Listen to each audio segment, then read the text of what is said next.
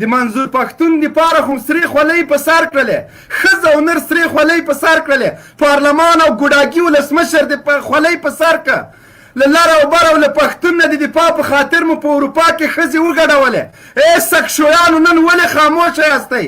او بله نوي به دا هم درته ووایم چې دا 10 ورځې مخکې داسې یو فرمان صادر شوی ده چې د اشرف غني په لاسلیک داسې فرمان د کابل ادارې ټولو ادارو ته تقسیم شوی ده چې که چېرته 2 کسان تاسې په خپل منځ کې ولیدل چې زنا یې کوله، دا جرم نه ده.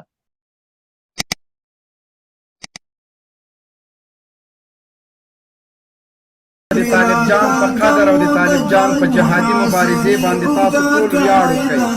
تاسو ته به چې مونږ چغې وهلې چې که طالب جان نه وای د مونږ عزت به نه و، د مونږ وقار به نه و. نن درته په ثبوت رسوو. د ستراتیژیکي مطالعاتو مرکز وایي چې په مکتبونو کې د الله په وحدانیت باندې خبرې نه کېږي. ولې؟ سکشویان د غرب پالیسټي امریکایي روزل شوي تر اوسه پورې د ستراتیژیکو مطالعاتو د مرکز په دې وینا باندې خاموشه ولیدي. آیا موږ دومره بې حسه شولو چې بل څوک د موږ ته قوانین راکوي؟ د موږ ماشومان د له دې نه منې کېږي چې د الله د وحدانیت خبره ورته وشي. نور خو د هر څه رانه واخېسته، قرآن دې بمبار کړه، مدارس دې بمبار کړه، جوماتونو ته دې لواطتخانې وویلې. اوس دومره دسته راضي کوې چې د الله په وحدانیت ته ما نه پرېږدې چې زه خپل زوی او بچي پویم چې د الله ذات واحد ذات ده، شریک نه لري. دې ته مې هم نه پرېږدې.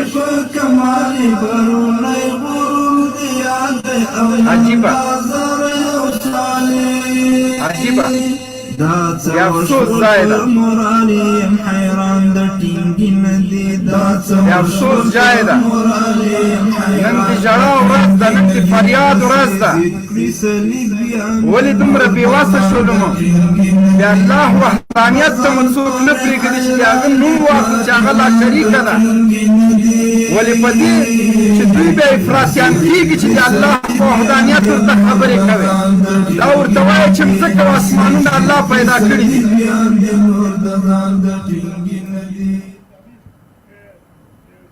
سبحان الله. سکشویانو د ستراتیژیکو د مطالعاتو د ستراتیژیک مرکز دې شرم ته کوم پرتوګ ګنډئ؟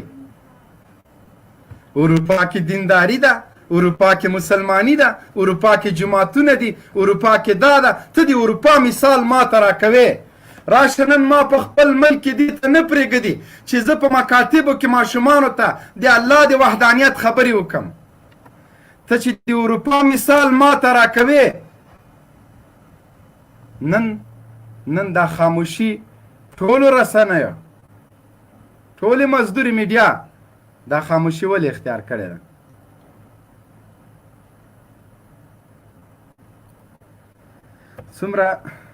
څومره د افسوس ځای ده، څومره د افسوس مقام ده.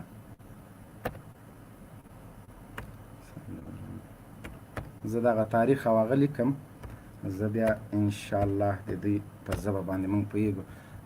میلمه ده را سره محترم قاري صاحب سعید خوستی، تاسو کولی شئ خپل جذبات، خپل اظهارات را سره وکړئ، په موضوع باندې را سره تم پاتې شئ. په دې نومونو باندې چې مونږ چا غلطولو، دې نه وروسته اجازه نه ورکوو چاته. د طالب جان په جهاد، د طالب جان په لاسته راوړنو، د طالب جان په موجودیت باندې ویاړ کوم. په همدې مې ته دفاع کوله، په همدې مې په افتخار کوه چې یو ورځ به د ما له مقدساتو نه هر وخت ننګه کړې او د آینده لپاره به م سپر ورته ګرځي. خو نن یې ثابته کړه طالب جانه منم دی، طالب جانه د احسان دې پوره وړي یاستو، طالب جانه چې د پښو خاورې د ښکل کلا کمه ده. ځکه چې دومره غربیان سپین سترګې شول، متجاوزین دومره سپین سترګې شول. هله وایي چې ته خو یې له مونځ نه یې منې کړی، ته خو یې له جومات نه یې منې کړی، ته خو یې له روزې نه یې منې کړی، مونځ دې کوه، روزه دې نیسه، هېڅ خبره نسته. نن دا خبره ولې کېږي؟ آیا که طالب نه وای، د طالب روانه جهادي مبارزه نه وای، زه نن پرېښودلمه، نن به د ما د جومات دروازې خلاصې وې، نن به د مدرسو دروازې خلاصې وې. دا دومره وخت چې اروپایي سکشویانو د کلیسا مزدورانو جوماتونو مدارسو ته توهین کو په همدې خاطر چې د موږ راتلونکی نسل ته په مزغو کې دا ور واچوي چې مدرسې ته مه لېږئ څوک، جومات ته مه لېږئ څوک، د قرآن درس مه پرې کوئ، مولا ده، چڼی ده، وظیفه ده. نه، اوس مو په هغه کارونو باندې ښه کمپاین وکړه، ښه د مدرسو توهین وکړه، د همدې دپاره روزل شوي وئ، د همدې دپاره هم د علماو توهین کوه چې سبا تاسو په جرأتمندانه باندې په جرأت باندې راشئ او د طالبانو په وړاندې ودرېږئ، په جرأت باندې راشئ د مدرسې او د جومات په وړاندې باندې ودرېږئ. د همدې په خاطر تاسو د همدغه د مدرسو د دفاع په خاطر، د علماو د دفاع په خاطر مونږ مټې رانغښتې وې، نور مو څه هدف او مطلب نه و. همدغه ورځې ته مو کتل چې یوه ورځ به سکشویان د غرب تالي سټي مزدوران دغسې د جوماتونو دروازې هم راپسې بندوي، خو چې چا ته مو فریاد کوه د مونږ فریاد چا نه اورېد. نن پې باندې غږ کوم چې ولې څه وحیه در باندې وشوله چې ته یو دم راجیګ شوی مدرسو باندې تخت و تاج کوې، د الله په نوم، د الله د وحدانیت د نوم نسې زغملی. مکتب کې خو د الف الله واخیسته، جیم جهاد دی واخیسته، څې څادر دی واخیسته، میم مسلمان دی واخیسته، میم نه د ملی جوړ که، څې څادر نه د څې چرګوړی جوړ که، جیم جهاد نه د جیم جوار جوړ که، الف الله نه د الف انار جوړ که. په دې د بسنه ونه سوله، ولې چې دا ملت عکس العمالو نه ښوده، دا ملت د طالب تر څنګ هغه وختونه درېده، دغه د دین دفاع تنها د طالب فریضه بلله. ای افغانه، ای چې ځان ته بېطرفه وای، ځان ته عام مسلمان وای، نه طالب او نه حکومت، نن دغه دین، نن دغه قرآن چې به فریاد کوي، دغه فریاد ته اورې که نه. جومات، مدرسه، توهین ورته اوسو تا اګنور که هېڅ مسله نه ده، هغه د سیاسي هغه وبله. نن د ستراتیژیکو مطالعاتو مرکز راجګېږي، له اسلام سره دښمني څرګندوي. دا په کومه معنا باندې که دا هم په طالب پورې منسوبوئ؟ له دې قرآن نه دفاع کول تنها د طالب فریضه ده، دین نه دفاع کول، منبر او جماعت نه دفاع کول تنها د طالب فریضه ده. زندانونه په علماو باندې ډک سو، هغه خو سیاسي مسله وه، هغه خو تروریستانو. قرآن کریم په ډزو باندې وویسته، په شهادت یې ورسوتت، کرخته او خاموشه سي. اوس هم ملي اردو تعطلان وای، ناستو غلامانو مزدورانو تعطلان وای. امریکایان څومره ظلم او وحشتو کې چې ته عکس العمل وښیې، د تا تریخه یې وخوځېږي. څومره نور جوماتونه بمبار کې چې جهاد فرض عین سي، څومره نور غلامي وکړي چې ته د کابل ګوډاګۍ ادارې ته مزدوره اداره ووایې، لاسپوڅې ورته ووایې. اوس چې د الله په ذات باندې درته خبرې کوي، اوس څه کوې؟ اوس یې چا پورې منسوبوې؟ اوس هم دا خبره کوي چې طالب په شوکاره د الله د ذات نه دفاع هم په طالبانو باندې ورسپارې، که نه ته راجګېږې تریخی لرې. د منظور پښتون دپاره خو سرې خولۍ په سر کړلې، ښځه او نر سرې خولۍ په سر کړلې، پارلمان او ګوډاګي ولسمشر د خولۍ په سر که. له لر او بر او له پښتون نه د دفاع په خاطر مو په اروپا کې ښځې وګډولې. ای سکشویانو، نن ولې خاموشه یاستئ؟ نن ولې زه په میډیا کې کوم عکس العمل نه وینم؟ نن ولې خاموشي ده؟ د علماو دفاع، د مساجدو نه دفاع، قرآن نه دفاع، حدیث نه دفاع، ملک نه دفاع، ناموس نه دفاع، عزت نه دفاع، دا خو مو هر څه په طالب باندې ور پرېښودل. طالب په شوکارې، خو همدغه د الله ذاتو چې د طالب تر څنګ ودرېده، د طالب مرسته او همکاري وه، چې د الله مرسته او همکاري وه چې د طالبانو په زنګین ټوپه کې د امریکا امپراتوري ماته کړله. تا خو پې عقیده نه وه، تا خو هغه وخت هم ویلې چې B52 د ټولې نړۍ چې یوه قطبي سي امریکا دپاره B52 بس دا به بیا هغه نه پاس استعمالوي. نن خو مو ولیدله چې B52 جمع ټوله نړۍ طالب درته ماته کړله. دا خو طالب ونه که، دا خو الله وکه، دا خو هغه ذات وکه چې نن په وحدانیت خبرې کېږي، دا خو هغه ذات وکه چې چې ما او تا یې پیدا کړي مځکه او کائنات یې پیدا کړي دي. قل هو الله احد الله الصمد لم یلد ولم یولد. سبا به درته وایي چې دا مه وایه، همدغه مطلب ده. دغه د قرآن آیات به درنه لرې کړي، دغه صورت به مکمل ایسته کړي. په مصر او په ترکیه او په دې نورو ملکو کې ملایان لګیا د قرآن ترجمه هم کوي، سګرټ هم په لاس کې، نیکټایي اچولې، پتلون ګیر او میر هر څه خریلي. دا د جهاد مسایل او آیتونه چې په قرآن کریم کې راځي داسې اوچته ترې ټوپ کوي، یا خواته صرف فضایل بیانوي. سبا به د ماتم د فضایلو کتاب په لاس کې نیولی چې دا فضیلت لري، دا فضیلت لري، دا فضیلت لري، دا فضیلت لري. شین سترګی امریکایي به مې په کور کې ناست دی، ما ته به دین نه معلوم چې د دغه ویشتل کم فضیلت لري، د دغه امریکایي مازغه شیندل کم فضیلت لري. دا خو به بیا د ما نسل ته نه وي ور په یاد. صرف فضایل اروپا کې ټول فضایل دي. په اروپایي ملکونو کې دا مسلمانان چې دي دوی ټول فضایل بیانوي. چیرته دا نسته چې لواطت جرم ده، زنا ګناه ده، قتل ګناه ده، دا نسته، بس فضایل دي. منځو که دا ثواب لري، روژه ونیسه دا ثواب لري، حج که دا ثواب لري. د جهاد خبره خو پکې هسې هم نسته. اشراق منځ کوه، تهجد کوه، بس دغه فضایل دي.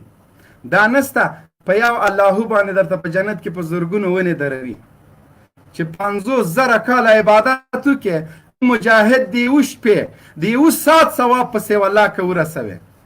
د هغه غازي چې د امریکایانو مازغې شیندلي، والله چې ټول عمر فضایل بیان کې، نسل د فضایل بیان کې، که د مجاهد په یو سکند پورې ورسېږي. ملګرو لایف د سره شیر کوي. نن مسله سیاسي نه ده، مذهبي مسله ده. په دین غیرت د الله په ذات باندې ننګ کول دي. الله پاک مونږ ته هیڅ ضرورت نه لري. یوه کرونا یې که بله را خوشې کړله، پې نه به امریکایي، نه به اروپایي، نه به مچیني. د الله قدرت خو مې ولیده، د الله تعالی زور خو مې ولیده. کابل میشتو سکشویانو، له غرب نه راغلي فولبرایټانو، د کلیسا مزدورانو، په مونږ حاکمو خونخوارانو، ولې خاموشه یاستئ؟ څه سو هغه خلک چې د جومات او د مونځ او د عباداتو خبرې کولې چې تا امریکانو له عبادت نه یې منې کړی، راغلو اشغالګرو نه یې منې کړی. لینک اچومه، الله پاک دې وکړي چې د مونږ همکار ته مې لینک لیږلی دی، انشاءالله العزیز را به شي چې څنګه لایف ته راغی تاسو سره به په اړیکه کې کړو او مونږ سره به مرسته وکړي انشاءالله په لایف خپرونه کې. نو هیله مو دا ده ملګرو چې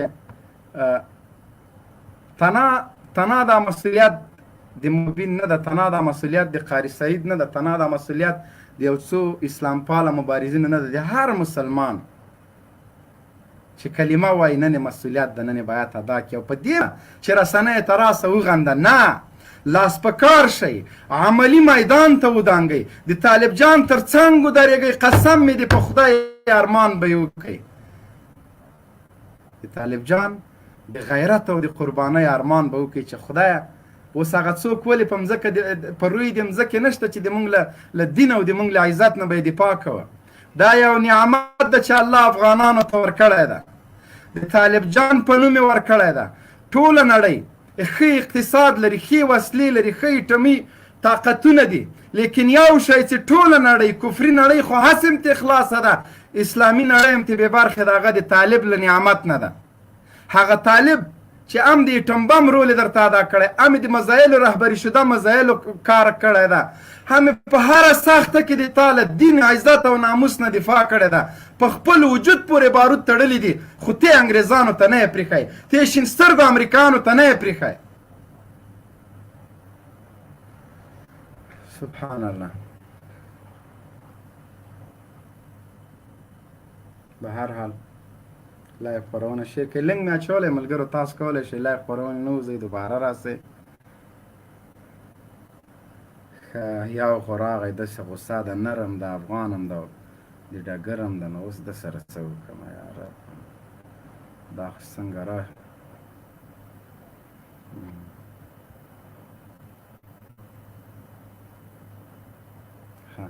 ملګرو لایف خپرونه د سره شیر کړئ، لایف خامخا شیر کړئ، ناغېړي مه کوئ. بل چېرته د دې په خاطر چې ښځه قاري صاحب ته لینک اچوم.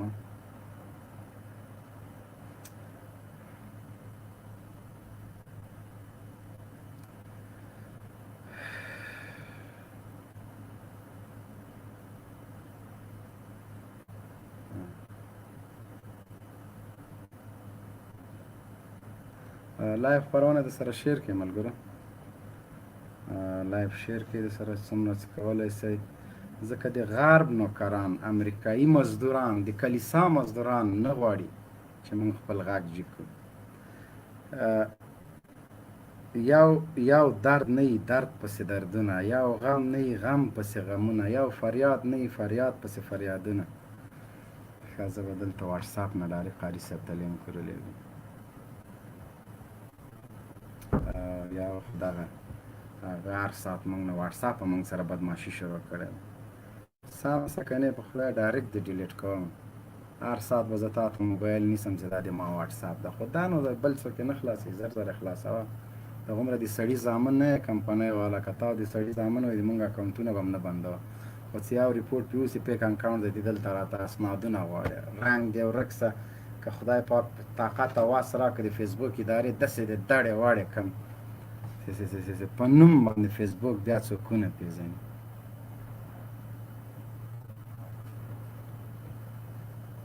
فیسبوک هم موږ سره دښمني ده، د امریکا هم ده، د رسنیو هم ده، ټولو له طرفه راپسې راخیستې ده، خو بیا هم الحمدلله په اواز خاموشه کولو کې پاتې راغلي یاستئ.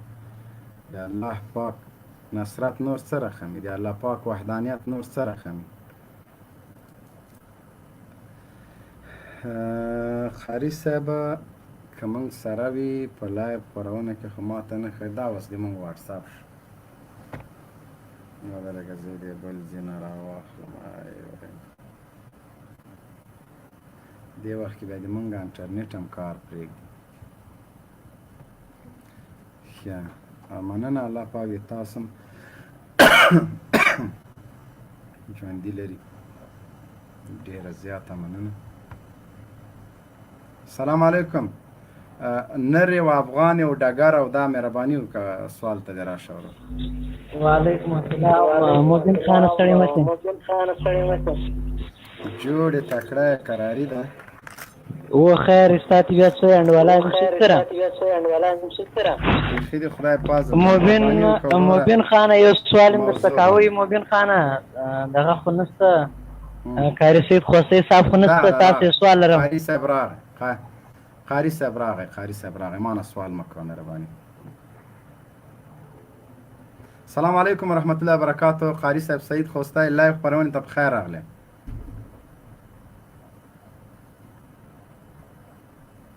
قاری صاحب محترم السلام علیکم ورحمت الله. جنرال صاحب تاسو ته ټولو قدرمنو لیدونکو او اوریدونکو ته سلامونه احترامات. الله مو ونازوه، الله مو موفق ولره. موضوع نن مبین صاحب ډیره مهمه ده. د ټولو ملګرو نه مو هیله ده چې دا لایف شیر کړئ، لایف ملګرو ته ورسوئ، په ټویټر کې، فیسبوک کې لایف ګروپونو ته یوسئ. د موږ د نن ورځې موضوع ډیره مهمه ده، په دې موضوع خبرې کوو. ان شاء الله چې مبین صاحب تاسو موضوع مو واچوئ، د دواړو ورونو نه سوال واخلئ، زه راځم. موضوع ما اچولې ده. ښه مهرباني وکړه وروره، نر یم افغان یم والله څه ووایم نو مهرباني وکړه د ډګر. اوس به دې وګورو، دریځ به دې وګورو. مهرباني نه مایک د خلاص کړه له قاري صاحب. قاري صاحب هم راغی، سوالونه به تاسو نه واخلو. قاري صاحب چې کله له خیره لږ ځای تغییر کړي ذاتي به انشاءالله موږ ته جواب راکړي. مهرباني وکړه مایک د خلاص کړه. اورې نره اورې که ته نر وای ښه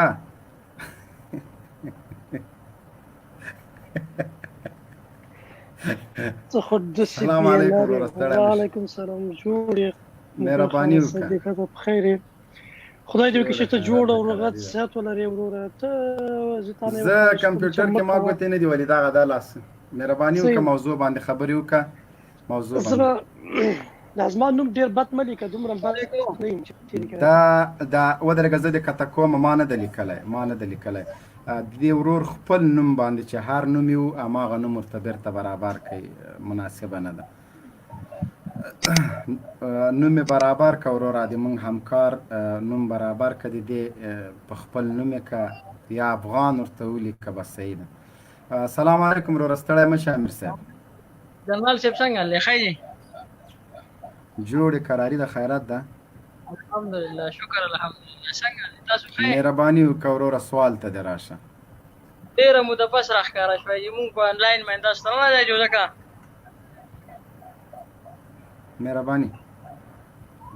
څنګه حل دی زمونږ د امارت څنګه پوزیشن دی جي نن سبا د امارت څه پوزیشن دی؟ یاره چې دا جي جي دې وویلې بیا یې خوند ونه کړه وروره. هلو پښتو جي نو چېشته وایي جي. مبین صاحب زما غږ درځي مبین صاحب؟ هو غږ دې راځي. مبین صاحب د موږ داسې د لایف د نن ورځې موضوع چې ده نو هغه خو دا د ستراتیژیکو مطالعاتو د سیمه ییزو څېړنو په نوم یو مرکز ده. تاسې به دا د هغې نوم اورېدلی وي. دغه مرکز چې ده نو دا وخت په وخت څېړنې کوي او د حکومتونو ته مشورې ورکوي، د موضوعات په اړه حکومتونو ته مشورې ورکوي. دغه مرکز چې ده دوی یوه سروې غوندې خپره کړې ده. په هغې کې د افغانستان د کابل ادارې دفاع د معارف وزارت ده، د تعلیم و تربیې وزارت ته مشورې ورکړې دي، یو لړ مشورې ورکړې دي. دوی دغه ټول راپور چې هغه ډاکټر صاحب هم کیدای شي لایف ته راشي، ډاکټر حاتف مختار هغې څه سوالونه هم برابر کړي دي په دې اړوند. هغې سره به هم انشاءالله د هغې سوالونه به هم ځوابوو. دغه د ستراتیژیکو دغه هغه چې دا دغه مرکز چې دا د افغانستان د ستراتیژیکو مطالعاتو انسټیټیوټ چې دا دغه څېړنه خپره کړې ده د آموزش و سیاست د رادیکولیزم، مطلب دینی رادیکولیزم چې کوم دوی یادوي، چې په دې نوم د دې عنوان لاندې دوی د افغانستان د معارف نصاب کې باید ژور تبدیلۍ رامنځته شي. دوی ډېر دغه راپور ډېر اوږد د تقریبا 132 صفحې ده. په دې کې دوی د کابل ادارې ته د معارف وزارت ته یو لړ مشورې ورکړي دي. یوه مهمه چې هغه موږ تاسې د بحث موضوع هم ده، په دې باندې به وخت په وخت بحث کوو. موږ تاسې باید په دې موضوع څو ورځې بحث وکړو. دا ډېره اساسي موضوع ده. زه یو څو مهمې خبرې کوم، هغې نه وروسته کیدای شي ډاکټر صاحب هم راشي، هغې سره څه پوښتنې دي هغه به هم بیا ځواب وو، ملګرو پوښتنې به هم اخلو. اصلا دا د انسټیټیوټ چې دا د ستراتیژیکو مطالعاتو په نوم چې کوم انسټیټیوټ جوړ شوی ده په افغانستان کې یا په نور نړۍ کې، دا نظام ته دولت ته مشورې ورکوي. په دې کې هغه خلک وي چې هغه د دې نظام د ادارې د عقیدې د فکر خلک وي. په دغه مرکز کې په دې کې پخواني کمونستان، سیکولران، د اسلام دشمنان او پاخه ملحدین جمع شوي دي. هغه خلک جمع شوي دي چې هغوی اسلامي مقدساتو توهین کوي. یو وخت د غفور لیوال چې اوس په ایران کې د افغانستان سفیر دا هم په دې مرکز کې وو. نور هم داسې هغه خلک چې هغه د اسلام پاخه دشمنان دي، هغه په دې مرکز کې جمع شوي دي او دوی وخت په وخت دوی اصلا داسې شو کوي، داسې تظاهر کوي چې دوی یوه آزاده اداره د کله کله د یوې نیمې موضوع د یوې نیمې قضیې په اړه ډېره یوه آزادانه څېړنه وکوي. داسې یوه څېړنه چې هغه واقعا په واقعیتونو ولاړه وي. خو د دوی هدف دا وي چې دوی ریښې وغځوي په ټولنه کې او په هېواد کې، هم د ولس د خلکو هم د نظام په دننه کې ریښې وغځوي او اعتماد جوړ کړي، اعتماد پیدا کړي. چې کله دوی اعتماد پیدا کړي بیا داسې ګزار وکوي په ټولنه باندې لکه دا نن ګزار چې دوی وکولو. دوی د رادیکولیزم په نوم، د رادیکالتوب په نوم چې کوم څه دوی وایي، اصل کې رادیکال چې دا رادیکال دا هغه چاته ویل کېږي چې هغه په خپل عقیده باندې ولاړ وي، په خپل فکر باندې ولاړ وي، په خپل دین باندې ولاړ وي، په خپل دین باندې عمل کوي. هغې ته دوی رادیکال وایي. دا دوی په دې نوي راپور کې ویلي دي چې د افغانستان د معارف نصاب د اوسنۍ نصاب چې دا د افغانستان نوی نسل او د افغانستان ماشومان د افغانستان ځوانان دا راډیکولیزم ته سوق کوي او دا ځوانان چې دي دوی نه دیني توندلارې جوړیږي مذهبي توندلارې ترې جوړیږي د خلکو نه که چېرته دغه نصاب بدل نشي دوی د بیلګې په ډول د معارف د نصاب نه د نعت ایستل دي د نصاب کې د اول دویم صنف په کتابونو کې که تاسو لیدلي د نبي کریم صلی الله علیه وسلم باره کې صفت دی او د الله حمد دی نعت دی دا یو مضمون ده په دې کتاب کې او بل که تاسو لیدلي وي هلته لیکل شوي دي چې الله یو ده او بابا قرآن وایي قرآن مجید وایي دغه شیان چې دي دغه دوی راډیکولیزم بولي دا راډیکالیزم دوی بولي او دوی د دې شي په باره کې یوه اوږده څېړنه کړې ده چې باید د دې کتابونو نه د دیني کتابونو نه دغه شیان لرې شي د دین اړوند چې څومره شیان دي په دې کتابونو کې دا باید لرې شي د دې کتابونو نه دا ګورئ څومره لوی جرأت ده په یوه اسلامي هیواد کې څومره لویه زړورتیا ده په یوه اسلامي خاوره کې چې ته دومره سپین سترګی شي دومره په دې کفر کې دومره په دې الحاد کې دومره د الله په دشمنۍ کې دومره د دین په دشمنۍ کې ته سپین سترګی شي دومره ته زړور شي چې ته په څرګنده په یوه اسلامي هیواد کې غوښتنه کوې چې د نصاب نه د الله یو د دغه توری دې لرې شي بابا قرآن مجید وایي دا توری دې لرې شي موږ لمونځ کوو دا توری دې لرې شي دا ډېره لویه سپین سترګي ده ډېره لوی جرأت ده په یوه اسلامي ټولنه کې په یوه اسلامي هیواد کې په هغه هیواد کې چې هلته د اسلام دپاره په میلیونونه انسانان قرباني شوي دي وینې توی شوي دي خو یو څوک راپورته کېږي هغه دومره لوی جرأت کوي چې هغه وایي چې الله یو دی دغه توری د کتاب نه لرې شي دغو خلکو د افغانانو په عقایدو یو وارې مخکې امتحان کړی ده خو دلته یو څو دوه اساسي نقطې دي یوه اساسي نقطه دا ده چې دا د سیمه ییزو مطالعاتو ستراتیژیکو مطالعاتو مرکز چې دا انسټیټیوټ چې دا په دې کې راجمع شوي خلک هغه کمونستان دي سیکولران دي ملحدان دي او د دوی وظیفه دا ده چې دولت ته به مشورې ورکوي دا د دولت سره یو تړلی ارګان ده دویمه خبره اساسي دا ده چې دغه خلک چې دومره جرأت کوي د دې تر شا لامل څه ده ولې دوی دومره جرأت کوي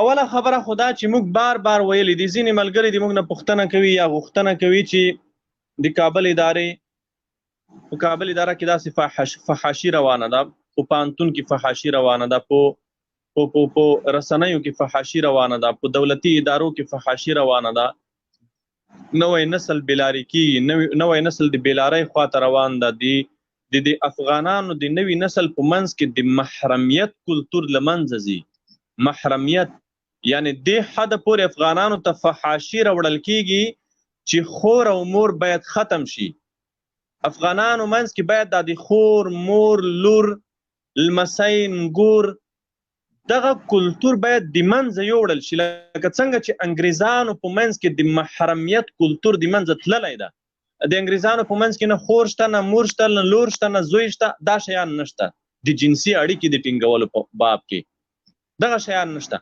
همداسې دغه خلک غواړي چې د افغانانو په منځ کې دا د محرمیت کلتور د منځه لاړ شي دا ټول مشکلات دي موږ نه چې کله څوک پوښتنه کوي د دې مشکلاتو باید مخه ونیول شي موږ وایو چې د دې مشکلاتو تر شا د دې ټولو بېلاریو ګمراهیو بربادیو تر شا اداره ولاړه ده دا د کابل ادارې تر شا ولاړه ده دلته سره پوځونه چې راغلي دي هغه یې تر شا ولاړ دي نو که چېرته موږ غواړو چې بنیادي اصلاح رامنځته کړو باید د دې مزدور ادارې غم وخورو باید دلته د میشتو سرو پوځونو غم وخورو چې لله الحمد په دې برخه کې موږ ډېر پرمختګ کړی ده کله چې د دې خاورې نه سره فوزونه ووتل، دغه سره انګریزان چې کله ووتل، دا بې موره بې پلاره راغلي حرامیان چې کله د دې خاورې نه ووتل، دلته به هره فتنه مړه شي، د هرې فتنې بیخ به وخیږي، د هرې فتنې بنیاد به وخیږي، دلته به د فحاشۍ او د عیاشۍ بنیاد وخیږي، دلته به د شرابو براله کاروبار ختم شي، دلته به لاروهنه، اختطاف، فساد، رشوت او نور بربادۍ ختم شي، دلته به په اسلامي شاعرو ملنډې وهل ختم شي، دلته به په دې خاوره کې بیا دا جرأت څوک نشي کولی چې ووایي چې الله یو دی، دا توره د کتاب نه لرې کړه. دا په اسلامي خاوره کې دا جرأت څوک نشي کولی. که دغه اداره اسلامي اداره وای، دا نظام اسلامي نظام وای، نن به دغه مجرمین نیولي وای او د محکمې میز ته به یې کش کړي وای چې دا د اسلام خاوره ده که د انګریز او د یهود او د صلیبي خاوره ده، چې ته په دې خاوره کې په دومره جرأت غوښتنه کوي چې الله یو دی، دا کلمه د کتاب نه وایستل شي. دا ځوانان راډیکولیزم ته هڅوي، دا مذهبي توندلارۍ ته ماشومان هڅوي. دا دلته نظام اسلامي نه ده. دلته تاسې به اورېدلي وي دا د کابل ادارې ګوډاګیان دوی وایي که نه چې دلته موږ لمونځونه کوو، اودس کوو، روژه نیسو، خلک روژه نیسي، د موږ سرتېري لمونځونه کوي، اشرف غني په ورځ کې 50 لمونځونه کوي، عمرې کوي، حجونه کوي. ووروره د اسلام معنا زده که. د لویدیځ نوی سیاست، د سیکولرانو، د ملحدانو نوی سیاست دا ده چې په انډیویجوال اسلام یا فردي اسلام نه دوی کار نه لري. ستا په لمونځ کار نه لري، ستا په روژه کار نه لري، ستا په حج کار نه لري، ستا په عمره کار نه لري. دلته بل ډول تحرک روان ده. هغه تحرک دا ده چې تا ته د جومات په څنګ کې سینما جوړوي، د جومات په څنګ کې د فحاشۍ مرکز درته جوړوي، جومات به هم وي، په څنګ کې به د زنا مرکز هم وي. نو ته څه فکر کوې چې ته به ستا دا وطنوال، ستا دا زوی، ستا دا د کورنۍ غړي به جومات ته ځي که سینما ته او زنا مرکز ته به ځي؟ طبیعي خبره ده. دوی هڅه دا ده چې کله چې د جهاد د حج مراسم رانږدې کېږي، دوی په پراخه کچه تبلیغات پیلوي. دوی به وایي هم دولتي تلویزیونونه، هم هر رسنۍ، دا څومره رسنۍ چې دوی په لاس کې دي، دا براله به تبلیغات کوي د په یوه اسلامي هیواد کې چې تاسې چې هغه الیاذ بالله په مکه کې یوه کوټه جوړه شوې ده، په سعودي کې یوه کوټه جوړه شوې ده، هغې ځای ته دومره مصرفونه کوئ، دومره خرچې کوئ، دومره تکلیفونه کوي، راشه په خپل هیواد کې غریبانو فقیرانو ته دا پیسې ورکوي. دا د سیکولرانو د ملحدانو استدلال ده. کله چې د اختر د قربانۍ وخت راځي، کله چې د اختر د قربانۍ وخت راځي، د لوی اختر د قربانۍ وخت راځي، تاسې ته به دا سیکولران او ملحدان په پراخه کچه تبلیغات کوي، په ټولو رسنیو کې به همدا خبره کوي چې تاسې دا حیوانان ذبح کوئ، دا غوښې کبابونه خورئ، دې په ځای فقیرانو مسکینانو ته ورکوئ. نه قرباني زه نه کوم، الیاذ بالله، قربانۍ باندې پیسې نه ورکوم، په 100,000 په 1,000 افغانۍ چې زه پسه اخلم، هغې په ځای یو غریب ته ورکوم، د سرتېري کونډې ته یې ورکوم، د سرتېري یتیم ته یې ورکوم. د حج په مراسمو کې دوی دا تبلیغات کوي. کله چې روژه راشي، د روژې په وخت کې دوی تا ته داسې نه وایي چې روژه مه نیسه. د روژې په وخت کې دا ټولې رسنۍ، دا ټول چینلونه چې دولت تر شا ده، نظام تر شا ده، اداره تر شا ده، دوی بیا دا تبلیغات کوي چې روژه ستا صحت ته نقصان کوي، روژه ستا بدن ته نقصان کوي. په دې دومره اوږدو ورځو کې، په دې سخت اوړي کې روژه نیول په طبي لحاظ د میډیکل له نظره دا لوی نقصان د بدن ته، معده دې خرابېږي، د بدن اوبه دې کمیږي. ضرورت څه ده چې ته روژه نیسې؟ چې روژه نیسې هغې په ځای بل چاته پیسې ورکړه. دا په روژه ماتې چې دومره مصرفونه کوې، دا ډول ډول خوراکونه چې کوې، دا غریبانو ته ورکړه. په دې خاوره جوړه کړه، په دې وطن جوړ کړه، په دې پل جوړ کړه، په دې مکتب جوړ کړه، په دې پانتون جوړ کړه. د روژې په وخت کې دوی دا تبلیغات کوي. دا د لویدیځ د سیکولرانو ملحدانو د تبلیغاتو د دوی د خپل د اسلام په خلاف د دشمنۍ دا نوی میتود ده، دا نوی ډول ده. اسلامي شاعرو ته سپکاوی، اسلامي مقدساتو ته سپکاوی، د اسلامي مقدساتو په خلاف سنګر نیول. اوس دغه انګریزان خو چې دی یا دغه د لویدیځ نه راغلي سیکولران او ملحدان دا خو د لمونځ نه تا نه منع کوي، خو داسې یو چاپیریال تا ته جوړوي، داسې یو چاپیریال ستا کورنۍ ته جوړوي، داسې یو چاپیریال ستا اولادونو ته جوړوي چې ته به په خپل اولاد قابو نه یې، ته به په خپل اولاد کنټرول نه لرې، ته به په خپل اولاد واک نه لرې. موږ تاسې ولیدل دا اوس په دې نږدې کلونو کې د کورونو نه د ښځو د نجونو تېښتې پیښې څومره زیاتې شوې. یوه عزتمنه کورنۍ موږ تاسې ګورئ پښتانه یو، پښتنو یو عزتمن کلتور ده. په پښتنو کې چې کله جنۍ ودیږي دا صحیح ده، د شریعت حکم دا ده چې جنۍ به په خپله خوښه واده کوي، هلک به په خپله خوښه واده کوي او باید دا شی مراعات شي. خو یوه جنۍ چې د کور نه وځي تښتي، دا منو موږ چې په دې کې د مور او پلار د جنۍ سره د پوښتنې نه کولو رول هم شته. ولې دا جنۍ ولې مجبوریږي، ولې دا پیښې زیاتې شوې په دې ټولنه کې. ډېر عزتمنې کورنۍ دي، قدرمنې کورنۍ دي، د نوم کورنۍ دي، د عزت کورنۍ دي، په کلي قوم کې یو نوم لري. لورې وتښتي د یو هلک سره، خورې وتښتي د یو هلک سره، لورې وتښتي د کور نه لاړه شي یو هلک سره وتښتي، هغه کورنۍ بدنامه شي. ولې؟ وروره دا ګناه ستا د لور نه ده، ګناه ستا ده چې تا په کور کې تلویزیون راوړی ده. تلویزیون دی هغه د په تلویزیون کې د عشق ممنوع فلم چلن کړی ده، هغه سریال اوري، ترکی سریال اوري، هندي سریال اوري. هلته یو هلک د په جنۍ میینېږي، جنۍ ته د مینې چل ور زده کوي، څنګه میینېږي، اول څنګه په سترګو کې اشارې کوي، څنګه بیا موبایل نمبر ورکوي، څنګه بیا کور ته ورځي، څنګه دا جنۍ راباسي ځان سره بیایي، څنګه دې ته ځای پیدا کوي، څنګه بیا جوړه کیږي، څنګه دا مشکل حل کیږي، څنګه دا مینه په مخ کې ځي، څنګه یوه هغه جنۍ هغه ښځه چې هغه شادي شده ده، میړه لري، خاوند لري. په دې ترکي سریالونو کې ګورئ تاسې ټول، موږ تاسې ټول افغانان یو، په روزمره ډول یې وینو، په روزمره ډول یې اورو، د دې تلویزیونونو نه، د دې سریالونو نه، د دې طلوع نه، د دې شمشاد نه، د دې یک نه، د دې تلویزیونونو نه موږ تاسې وینو څه ډول سریالونه نشریږي. داسې سریالونه نشریږي چې یوه ښځه د میړه لري، هغه په دې سریال کې د میړه نه بغیر د یوه بل چا سره اړیکه لري، یوه بل چا سره جنسي اړیکې ساتي، مینه کوي ورسره. دا د څه دپاره؟ دا د دې په خاطر چې زموږ تاسې دا باعفته پکدمنې ښځې بې پته کي، بې عزته کي.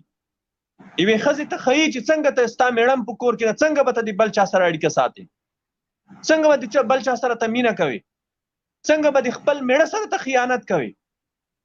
میړه ته هم ښیي چې څنګه به د ښځې په شتون کې چې ستا ښځه به موجوده وي، ته به د پردۍ ښځې سره څنګه ته اړیکې ساتې، څنګه به د هغې سره میینېږې، څنګه به بیا په خپل کور کې د خپلې ښځې نه بغیر هغې جنۍ سره اړیکې ساتي. دا لغړ کلتور، دا لغړه دیموکراسي، دا لوڅ کلتور د خلکو موږ ته راوړی ده. نور تا د جومات نه منع کوي، وروره جومات ته ځه، خو دغه کلتور ده، دغه لوڅ کلتور ده، دغه فحاشي او عیاشي ده چې په دې ټولنه دوی واکمنول غواړي. دا چې 10 کاله ووځي بیا به لور ستا لور نه وي، بیا به زوی ستا زوی نه وي، دا فامیل به ستا فامیل نه وي، دا به بیا د سریال فامیل وي، دا به د هندي او ترکي سریال فامیل وي. دا چې څه غواړي هغه به کوي. نن چې موږ تاسې په دې کورونو کې، موږ تاسې په دې ټولنه کې دا د بدبختۍ پیښې زیاتې شوي دي، وجه څه ده؟ تاسې لاړ شئ پلچرخي زندان ته لاړ شئ، د پلچرخي په زندان کې د ښځو بلاک ته تاسې لاړ شئ، څومره ښځې بندیانې دي. د افغانستان په تاریخ کې دومره ښځې زندان ته نه وې تللې، په زرګونه ښځې په زندان کې پرتې دي. قاري صاحب محترم، که لږ سوالونه مو واخلو، بیا په ضمن کې بیا ته لږ زره خبرې وکړو. نور مې ماره ستونه یې وچ شو، صرف د آخري خبره کوم، د آخري خبره کوم. یو وضاحت قاري صاحب زه نن غواړم، ښه مهرباني، دا یوه خبره دې وکړم مبین صاحب، تا ته زه متوجه یم، ستا کار هم دی، خو دا موضوع لږ هغه کوم. د پلچرخي په زندان کې څومره ښځې دي؟ په زرګونه ښځې بندیانې دي. او دوسیه یې څه ده؟ دوسیه یې دا ده چې یا یې میړه وژلی ده، یا د خپل کور نه تښتېدلې ده، شادي شده ښځه ده د خپل کور نه تښتېدلې ده، یا د بل چا سره جنسي ناروا اړیکې ساتلې دي. او بله نوي به دا هم درته ووایم چې دا 10 ورځې مخکې داسې یو فرمان صادر شوی ده چې د ولسمشر نه، موږ ولسمشر نه ورته وایو، د کابل ادارې د مشر په لاسلیک سره، د اشرف غني په لاسلیک داسې فرمان د کابل ادارې ټولو ادارو ته تقسیم شوی ده چې که چېرته 2 کسان تاسې په خپل منځ کې ولیدل چې زنا یې کوله، دا جرم نه ده. دواړو نه پوښتنه وکوئ چې تاسې رضا یې سره کوئ، ویل چې رضا یې سره. پولیس حق نه لري، امنیتي ادارې حق نه لري، څارونکي ادارې حق نه لري چې دا 2 کسان تعقیب کړي. که 2 کسانو خپل منځ کې زنا کوله، جنسي اړیکې ټینګوله، خو د دوی دواړو خوښه وه په خپل منځ کې سره، هیڅ اداره حق نه لري چې دوی تعقیب کړي یا یې ونیسي یا یې وځوروي. زنا ته باید قانوني جواز ورکړل شي. زنا به هغه وخت جرم وي چې کله په جبر سره وي، زنا به هغه وخت جرم وي چې په زوره وي، جنسي تیری وي، دغسې زنا جرم نه ده. زموږ د نن ورځې موضوع بیا هم محترمو ملګرو، مبین صاحب تاسې ملګرو نه سوال واخلئ. د لایف موضوع مو هغه د سیکولرانو ملحدانو د دغې ادارې له لورې د الله یو دی کلمې د نصاب نه ایستل دي. الله یو دی، دا د نصاب نه ایستل، دا موږ د نصاب نه ایستل نه غواړو. موږ دا وینه دې دپاره نه ده ورکړې. ای سیکولرانو، ای ملحدانو، ای د الله دشمنانو، په خلاصو غوږوی واورئ، په یوه غوږ یې واورئ، په دا بل غوږ درنه ونه وځي. ستاسې خوبونه هیڅ کله دلته نه په ځای کېږي. تاسې هیڅ کله دا ټولنه نشئ بلارې کولی. موږ دا وینه دې دپاره نه ده ورکړې، موږ دا قربانۍ دې دپاره نه دي ورکړې چې تاسې به په ټولنه حاکمان وئ، تاسې به په دې ټولنه واکمنان وئ، په دې ټولنه به دا ملت واکمن وي، په دې ټولنه به هغه څوک واکمني کوي چې هغې قرباني ورکړې ده، دا سره انګریزان یې د دې خاورې نه شړلي دي. او تاسې بیا هم واورئ چې موږ بیداره یو، موږ تاسې ته متوجه یو، ستاسې هر حرکت څارو. خو دا یوه خبره په یاد ولرئ چې ستاسې نه مخکې هم موږ د اسلام دشمنانو ته سخته سزا ورکړې ده، تاسې هم د سختې سزا منتظر واوسئ انشاءالله. مبین صاحب مهرباني وکړئ. نن ډیره مهمه موضوع ده. نه مې غوښتل چې څه ووایم، خو هر لایف کې د مونږه له ذهن نه دا خبره وځي. دلته ځینې پیجونه جوړ سوي دي د ما په نوم، د تا په نوم. دغه کس د تقریبا 80,000 فالور لري. دا پیج ما پورې تړاو نه لري. دلته د مونږ لایف کاپي کوي، بیا یې شیر کوي که نه. بیا خلک وایي مونږ میسیجونه پرېښي دي، ته مونږ ته جواب نه راکوې، لویه یې وایه، کبر کوې، در حال چې هغه پیج بیخي د مونږ دا نه. دغه اوس چې زه ته لایف راغلی یم، دا پیج ما پرون جوړ کړی. او که چېرته د همکارۍ په نیت باندې دا پیج جوړ کړی چې مونږ سره همکاري وکړي، نو بهتره خبره دا ده چې دې پیجو کې مونږ اډمینان کې پیجو ته ضرورت ده چې مونږ ته لایف خپرونې وکړو. مبین صاحب دغه ملګرو نه مونږ غوښتنه ده، جدي غوښتنه ده، بلکې د موږ امر ده دوی ته. زما په نوم هم فیسبوک کې خلکو اکاونټونه جوړ کړي دي، ستا په نوم یا په بل نوم. دغې ملګرو ته موږ وایو چې دغه کار چې دا اخلاقي جرم ده او هم شرعي جرم ده. دا کار مه کوئ، دا کار پرېږدئ، دا خیانت ده، دا غداري ده، دا مه کوئ. بیا که کویم قاري صاحب دومره حق خو مونږ ته راکړي چې په دې غوښتنه دا ده چې په دا پیج ختم کړئ یا یې موږ ته راکړئ. مونږ اډمین کوي پکې، دغه هغه خو وکړئ، دومره حق خو مونږ ته راکړئ. د ما په نوم پیج جوړ، د قاري صاحب په نوم پیج جوړ، د 90,000 100,000 فالور لري، در حال مونږ هغه پیج ته هېڅ لاسرسی نه لرو. ولې داسې کوئ؟ دغه وجه نه د مونږ د هغه هم زیاتېږي، خلک ګیلام کوي. دلته ډېر خلک لیکي وایي ته کبر کوې، میسجونو ته جواب نه وایه. چې پیج د ما په لاسرسی کې نه، زه تاسو ته څنګه جواب ووایم؟ پیج بل چا سره ده، د مونږ لایف کاپي کوي، کاش کې لینک اچولی، یا مونږ ته اډمینۍ حق راکوئ، که نه یې راکوئ دا به آخري خبره د مونږ. اگر که تاسو به د خدمت په نیت کوئ، د مینې په نیت به یې کوئ، مونږ سره به د همکارۍ په نیت کوئ. خو همکاري ښه همکاري دا ده. اوس دا پیج وګوره، همداسې یو بل پیج ده. اوس نوی پیج ما جوړ کړ، دم نوی جوړ کړی، واله جنرال مبین یم او نوی پیج مې جوړ کړی، دا فالو کوي. دا خیانت ده له مونږ سره، اخلاقي جرم ده. که رښتیا مونږ سره همکاري کوئ، په دغه پیجو کې مونږ اډمینان کوي، اشد ضرورت ده. مونږ د دښمن له خوا نه سختو بریدونو لاندې یو، مونږ نه پرېښودل کېږو. دغه همکاري تاسو کوئ، دغه پیجونو کې مونږ اډمین کوي. مننه قاري صاحب. موضوع ته راځو. افغان سرتیری نوبت دی، د مهرباني.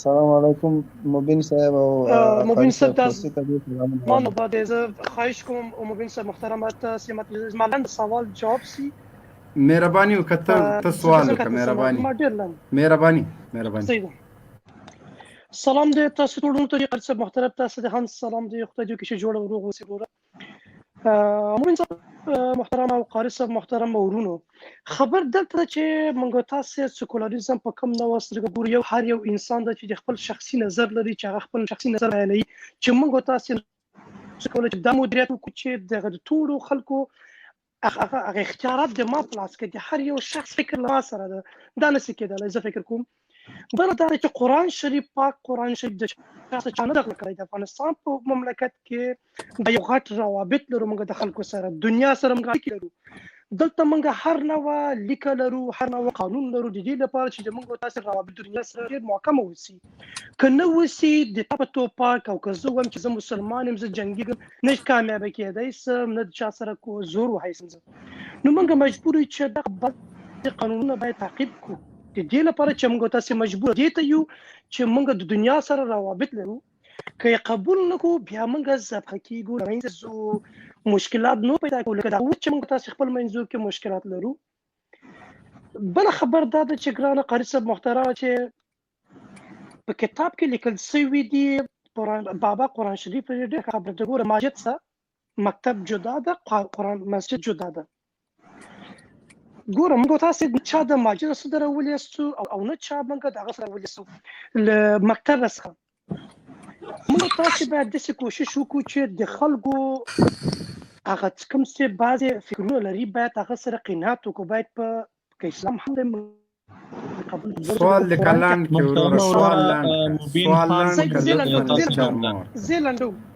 زیلندون ګرانه خبر دلته راغله ګرانه چې موږ تاسو قاری صاحب محترم چې موږ تاسو نس کولای چې یو منطقه یو موږ د مملکت په برابر خبرې کوو دا یو مملکت ورور هر یو ځان ته شخصي نظر لري او قانون مطابقت کوي بعضي خلک او بعضي خلک نه کوي دلته مشکلاتونه زیات دي لیکن مهمه ده حق مهمه ده چې قرآن شریف د چا څخه خلاصه وای نه ده قرآن شریف تاسو ولولئ مسجد ته لاړ شئ دغه خبرې تاسو مې اضافه کوي چې د خپل شخصي نظر په بعضي خلکو تایید کېږي ډېر بکر غواړم د خپل سوال نم دا او خدای دې چې تاسو د خپل خبرې مخکې بوزي مننه محترم اورورا یو خبره ما مخکې یادونه وکوله فکر کوم تم په لایف کې را سره وي دا ډېر خلک دا استدلال کوي ما مخکې وویل چې جمعه تم جوړ ده څنګه سینما هم جوړه ده چې کوم ځای ته تزي ذات لای شي کنه لکه د لویدیز کې چې سره کوم سیستم ده ګوره دا ډېر یو لویدلې منطق ده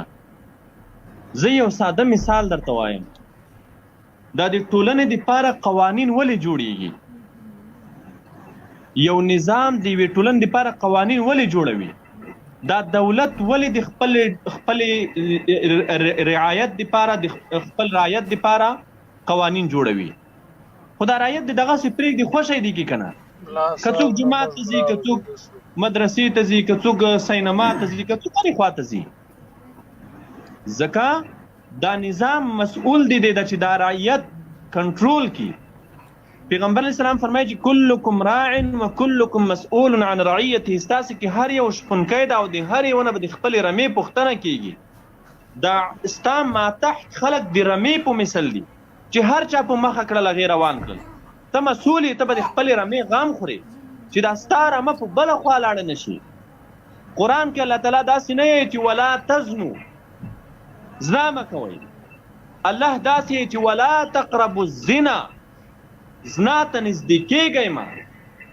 ګورئ دلته داسې نه دی ویل شوي چې زنا مه کوئ الله داسې وایي چې زنا ته نږدې کېږئ مه یعنې د زنا هغه اسباب چې کوم دي هغه پرېږدئ د زنا دپاره چې کوم اسباب دي کوم دواعي د زنا دي کوم شیان سړی په زنا کې واقع کوي هغه پرېږدئ هغې ته مه نږدې کېږئ ولې ځکه انسان طبعا انسان خلقتاً پیدا شوی همداسې ده چې په خواهشاتو کې زر واقع کېږي په نفساني خواهشاتو کې زر واقع ځکه انسان ته الله تعالی شیطان و نفس ورکړي دي تا چې په څنګ کې د جومات په څنګ کې سینما او د زنا مرکز جوړ کړی ده ډېر خلک به هیڅ ډېر کم خلک به ځان وساتلی شي ځکه انسانان کمزوري دي، الله کمزوري پیدا کړی دي.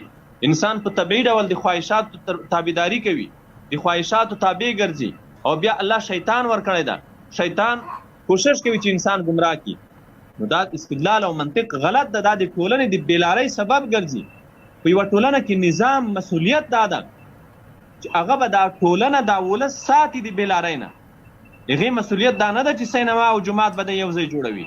ته چې سینما او یو ځای جومات جوړوې سره بیا ستا مسؤلیت څه شو؟ ستا کار څه شو؟ ستا وظیفه څه شوه؟ ستا مسؤلیت خو دا ده چې ته دا ولس د بېلارۍ نه وژغورې. ستا مسؤلیت خو دا ده چې دا خلک ګمراه نه شي. او زه بل ساده مثال د اروپا درته وایم. په اروپا کې ازادي ده، امریکا کې په اروپایي هیوادونو کې ازادي ده. که ته د سینما ته ځې تللی شي، که ته د زنا مرکز ته ځې تللی شي، که ته جومات ته ځې تللی شي. انفرادي دین باندې پابندي نشته، انفرادي دین کولی شي ته. او دا د اروپایانو د لویدیځ نوې پالیسي ده، د سیکولریزم او د دې خلکو پالیسي دا ده چې اسلام باید انفرادي ژوند ته رامنحصر کړی شي. اسلام باید په سیاست کې کار ونه لري، اسلام په اقتصاد کې کار ونه لري، اسلام په ټولنیز ژوند کې کار ونه لري. ځکه علت یې څه ده دی؟ دا سیکولران ملحدان په دې شي ټینګار ولې کوي؟ ځکه دا خلک په ټولنه کې محدودیت ژوند غواړي، انلیمیټډ ژوند غواړي. داسې یو ژوند غواړي چې دا ژوند کې هیڅ محدودیت موجود نه وي. نه به نه وایي دا مه کوه، داسې به نه وایي. هر څه دې چې زړه وغوښتل، هر څه چې طبیعت وغوښتل هغه به کوې. هغه تا ته به دا څوک نه وایي چې نه. او دغه رنګې ژوند کول دا د حیوان صفت ده. حیوانات داسې ژوند کوي، انسان خو داسې ژوند نه کوي. په هیڅ دین کې، په هیڅ ټولنه کې انسانان داسې نه دي پرېښودل شوي چې آزاد خودمختاره ژوند دی وکوي، چې څه دې دوی خوښوي هغه دې وکوي. نه، هره ټولنه قوانین لري، چوکاټ لري، محدودیتونه لري. یهودیت محدودیتونه لري، نصرانیت لري، هندویزم لري.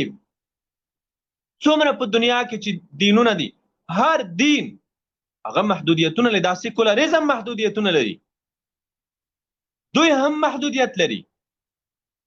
خو دوی د نورو محدودیتونو په مقابل کې نه درېږي، یوازې د اسلام د محدودیتونو په مقابل کې درېږي. علت یې څه ده؟ علت دا ده چې د اسلام محدودیتونه د دوی د عیاشۍ او د فحاشۍ مخه نیسي. بس یوازینی علت دا ده. اسلام موږ ته داسې امر کوي چې تاسې په ټولنه کې د انسانانو په څیر ژوند وکوئ، او سیکولران موږ ته امر کوي چې تاسې په ټولنه کې د حیوانانو په څیر ژوند وکوئ، د زناورو په څیر ژوند وکوئ، چې نه به مور معلوموي، نه به خور معلوموي، نه به زوی معلوموي، نه به لور معلوموي. دا شیان به نه وي، دا محدودیتونه به نه وي. مبین صاحب مهرباني وکړئ بل ملګري ته وار ورکړئ. ډېره زیاته مننه. بل قاري صاحب شاهین وردګ صاحب تاسو ته هرکلی وایو. شاهین وردګ صاحب تاسو ته هرکلی وایو. ډېره موده وروسته راغلی. قاري صاحب دغه د کلیسا روزل شوي مسلمانان چې ځان ته وایي، یو هغه دغه ده چې دوی موږ ته دلیل پېښ کوي تا څوک منې کوي نه، او جماعت نه، او دې نه، او هغه نه. دا اوس هم وایي ازادي دي او دا دي. دوی صرف فضایل، بس فضایلو ته ګوره. دعوت والا ته صحیح وخت ده، خو لیکن په ټوله اروپا او امریکا کې د مجاهد په خصلت او خاصیت باندې څوک ولاکه څوک پرېږدي. خو فضایل بیانوه، هر څه چې وایه وایه، خو دا چاته مه وایه چې دا ګناه ده، دا مه کوه، دا جرم ده، دا سزا لري. بس دغه یو هغه دوی په افغانستان کې هم غواړي چې وکړي، او یا ورته سبحان الله ووایه 15,000 ونې درته په جنت کې هغه کېږي. دا نه وایي چې دغلته دې تر مخې ګناه کېږي، ښه پې قادر یې چې منې کې، او همداسې د سر کته کړی روانې. دغه ورور قاري صاحب تا نه چې لاندې ده داسې نیشه ګیلاس هم نیولی ده، مهرباني وکړه وروره. جوړ تازه سوال ته دې راشه ورور، ډېر لرې. مسعود اتل. مسعود اتل اورې ښه. حسن ډېر وخت نه انتظار ده. حسن وروره مایک دې خلاص که. السلام علیکم. السلام علیکم ورحمت الله وبرکاته. وعلیکم سلام، مهرباني وکړه. جنرال صاحب تاسو او ټول اوریدونکو ته، انجینر صاحب ته ټول ته سلامونه. جنرال صاحب دا وعلیکم السلام ورحمت عروض مرة بالکل بالکل وہ غاگ دستا مهربانی وکړه حسن صاحب انجینر صاحب او جنرال صاحب دا مطالعه او تو مرکز او دا شان دا لنن د دې خلکو نه دي د فرعون په وخت کې کله فرعون د اعلان کاوه چې زه خدای یم هغه د مشیر حامان ورته ول نه اوس دا اعلان مکوه په دې خلکو ځین سازي وکړه څلوېښت کاله بعد به دا اعلان ته کوي غول علت یې څه شی ده هغه علت یې دا ده چې تر اوسه هغه خلک په حنیفیت باندې موجود دي د حق مذهب خلک موجود دي څلوېښت کاله بعد به دا خلک له مابین ځي او د نن زماني ارقام به راپورته کېږي دغو به ذهن ختم سوی وي نو ته چې د خدایي اعلان وکړې د کلیسا و زمن به د سره ومنې چې بېشکه د صلیبي جنګونه چې کله شروع سو هغه د صلیبي ظالمانو او دغه د انسان خورو ویل چې موږ مسلمان په دې طریقه نسو متولای موږ باید مسلمان د تعلیم له لارې حل کو دغه له لارې ځینو حل کو د تعلیم په نوم باندې زهر ورکو نو غول څنګه ول بس ته دغه شیان ور مخته کچ به سبحان الله وایو نور د منکر معلومات مکه و دغه پښتنه مجن کوه بس فقط ځاو په یو سجده باندې مسلمان خوشحال چې زه یې سجده لګولو ته آزاد یم نو زه آزادي لرم دا یو سجده آزادي نه د مسلمانانه نو د دې خاطر باندې دغه ل فرعون دغه مکالمه او دغه ذهنیت را روان دي څو تر نن ماو ته تر رسیږي نو دغه خلکو په مقابل کې باید امارت اسلامي څه وکړي مسلمانان څه وکړي دغه د مخنیوي لپاره باید څه لارې چارې وچارې شي د دغه موضوع باندې مطلب ما سره سوال دا ده چې مساجدو کې څه باید وسی په مدارسو کې څه باید وسی په پوهنتونو په فاکولټو کې باید څه ډول د مخنیوي وسی کفار خو مالته وسی د فرعون له وخته چې ما کوم مطالعه کړی ده هغه په علم او تعلیم باندې دغه ټکی بزین کې چول چې مسلمان باید ذهني تور غلامان سي ذهني تور اسلام چې منحرف سي ذهني تور باید د کفارو دغه کفر ومني خالی و سجده خو آزادي نه ده خالی او منځ خو اسلام نه ده ته خالی منځ کوه او مسلمان ته آزاد اکثر اخلاص مبین صاحب سټوډیو خالی کې مبین صاحب ډیره زیاته مننه حسن اور الله پاک عزت کلان دی پیج کې یو خبره ز انجنیر صاحب